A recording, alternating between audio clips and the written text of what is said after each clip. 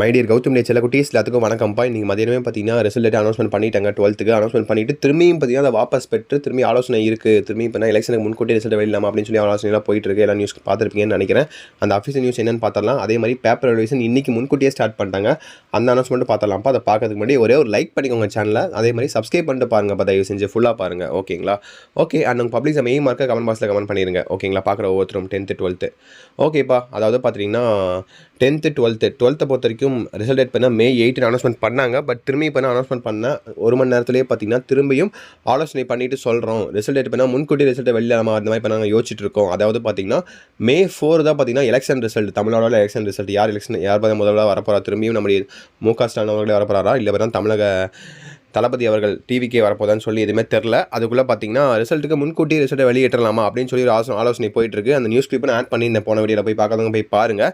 இப்போ பார்த்தீங்கன்னா ஒரு குளறுபடி இருந்துகிட்டு ஏன்னா இன்றைக்கே பார்த்தீங்கன்னா பேப்பர் ரிவிஷன் ஸ்டார்ட் பண்ணிட்டாங்க. ஏன்னா April 8 தான் ஸ்டார்ட் பண்ண மாதிரி இருந்துச்சு நாளானிக்கு. பட் இன்றைக்கே ஸ்டார்ட் பண்ணிட்டாங்க. இது ஸ்டார்ட் பண்ணனால முன்கூட்டியே கண்டிப்பாக உங்களுக்கு பேப்பர் ரிவிஷன் முடிச்சிடுவாங்க. கரெக்டாக எலெக்ஷனுக்கு ஒரு நாளுக்கு முன்னாடி முடிப்பாங்கன்னு நினைக்கிறேன். டேட் அதான் கொடுத்துருக்காங்க.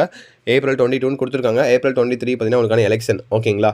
இந்த நிலைமையில் கண்டிப்பாக April 21 அந்த மாதிரி டைமில் முடிச்சிட்டா அடுத்த 10 நாள் அடுத்த நாளே பார்த்தீங்கன்னா எலெக்ஷன் வருது. எலெக்ஷனால பார்த்தீங்கன்னா எலெக்ஷன் ரிசல்ட்டு அந்த மாதிரி பரபரப்பாக இருக்கும். அந்த சூழ்நிலையில் எப்படி சிஸ்டமில் எல்லாம் டவுன்லோட் பண்ணி திரும்பி எல்லாம் இன்ஸ்டால் பண்ணுவாங்க, எப்படி ரிசல்ட்டை பார்த்தீங்கன்னா முன்கூட்டியே எலெக்ஷனுக்கு முன்கூட்டியே எப்படி ரிசல்ட் வெளியிடுவாங்க சத்தியமாக எனக்கு தெரியல. இது ஒரு பக்கம் இருக்கட்டும். கண்டிப்பாக நான் சொல்கிறேன் பாருங்கள். என்னோட கெஸ் படி உங்களுக்கு May 4க்கு முன்னாடியும் வராது, May 8க்கு சொல்லியிருக்காங்க தெரியுமா, அன்றைக்கும் ரிசல்ட் வராது எனக்கு தெரிஞ்ச வரைக்கும் என்னோட கெஸஸ் படி. ஏன்னா டைம் சத்தியமாக இல்லை, சுத்தமாக இல்லை. அண்ட் பேப்பர் ரிவிஷன் எப்படி நடக்க போகுது, ரொம்ப லிபரேஷன் நடக்க போகுதுப்பா. இன்றைக்கி தான் பேப்பர் ரிவிஷன் ஸ்டார்ட் ஆயிருக்கு. நமக்கு தெரிஞ்ச ஷேர்ஸ்லாம் பார்த்தீங்கன்னா சொன்னது பார்த்தீங்கன்னா ரொம்ப லிபரேஷன் தான் பண்ணிகிட்டு இருக்கோம் இது வரைக்கும். நான் இன்றைக்கி முடிச்சுட்டு வந்துட்டு கண்டிப்பாக ஃபுல்லாக அப்டேட் பண்ணுறேன் அப்படின்னு சொல்லியிருக்காரு. இப்போ அப்டேட் பண்ணதில் பேப்பர் ரிவிஷன் பண்ணி இன்றைக்கி பொறுத்த வரைக்கும் ரொம்ப ஈஸியாக தான் இருந்துச்சு. எல்லாருமே நல்லா எழுதியிருந்தாங்க. ஒருத்தர் கூட ஃபெயில் ஆகலை.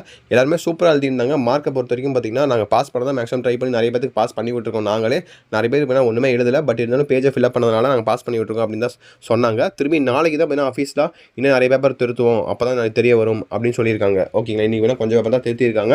ஸோ கண்டிப்பாக நாளைக்கு அப்டேட்ஸ் பண்ணால் கண்டிப்பாக தொடர்ந்து கொடுக்குறேன். பேப்பர் ரிவிஷன் எப்படி போயிட்டுருக்கு, ஈஸியாக இருக்கா லிபராக இருக்கா, நம்மளை பொறுத்த வரைக்கும் இப்போதைக்கு பொறுத்த வரைக்கும் லிபராக தான் போயிட்டுருக்கு.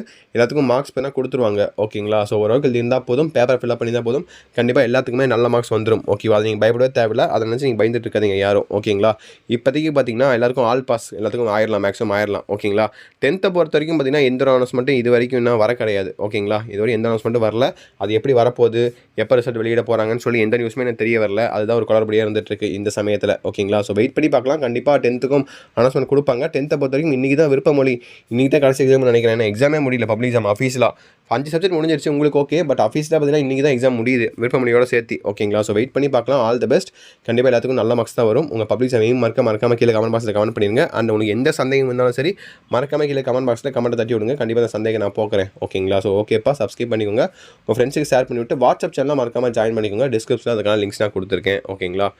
ஸோ ஓகேப்பா, தட்ஸ் இட் நினைக்கிறேன். வீடியோ எண்ட் பண்ணிக்கலாம். Wish you the very all the best. கண்டிப்பாக அடுத்த வீடியோவில் மீண்டும் சந்திக்கிறேன். ஸோ நல்லபடியாக ஹாப்பியாக இருங்க, பார்த்துக்கலாம். ஓகேவா? ஓகே சில குட்டீஸ், பை ஸ்டூடெண்ட்ஸ், பை.